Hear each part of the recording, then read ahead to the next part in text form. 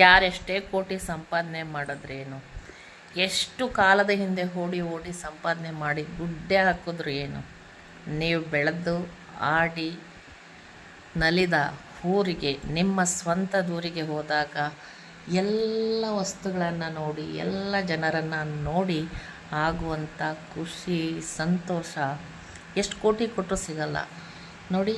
ನೀವೇನೇ ಸಂಪಾದನೆ ಮಾಡಿಟ್ಕೊಳ್ಳಿ ನಿಮ್ಮ ಮನೆಗಳಲ್ಲಿ, ನೀವೆಂಥ ಅದ್ದೂರಿ ಮನೆಯನ್ನು ಕಟ್ಟಿಸ್ಕೊಳ್ಳಿ, ಅದ್ದೂರಿ ಹಾಸಿಗೆ ದಿಂಬು ಉಯ್ಯಾಲೆ ಏನಾದರೂ ಮಾಡ್ಕೊಳ್ಳಿ, ಎ ಸಿನಲ್ಲಾದರೂ ಮಲ್ಕೊಳ್ಳಿ, ನೀವು ಬೆಳೆದ ಮನೆ, ನಿಮ್ಮ ಬೆಳೆದ ವಾತಾವರಣದಲ್ಲಿ ನೀವು ಬಂದು ಖಾಲಿ ನೆಲದ ಮೇಲೆ ಮಲಗಿ ಅಲ್ಲಿ ಸಿಗುವಂಥ ನೆಮ್ಮದಿ ಬೇರೆಲ್ಲೂ ಸಿಕ್ಕೋದಿಲ್ಲ. ಖುಷಿ, ನೆಮ್ಮದಿ, ಸಂತೋಷ ಇರೋದು ಬಡತನದಲ್ಲೇ, ಶ್ರೀಮಂತಿಕೆಯಲ್ಲ.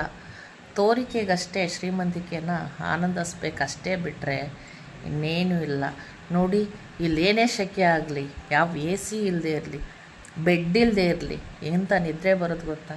ನನ್ನ ಮನೆ ಇದು, ನಾನು ಹುಟ್ಟಿ ಹಾಡಿ ಬೆಳೆದ ಮನೆ, ನಾವು ಬಳಸ್ತಿದ್ದ ಚಾಪೆ, ಪ್ರತಿಯೊಂದು ವಸ್ತುಗೂ ನೆನಪುಗಳು ಹಂಗೆ ಕಟ್ಟಿ ಇಟ್ಟಿರುತ್ತೆ. ನಿಮಗೂ ಹಂಗೆ ಅನಿಸುತ್ತೆ ಅವ್ರಿಗೋದ್ರೆ?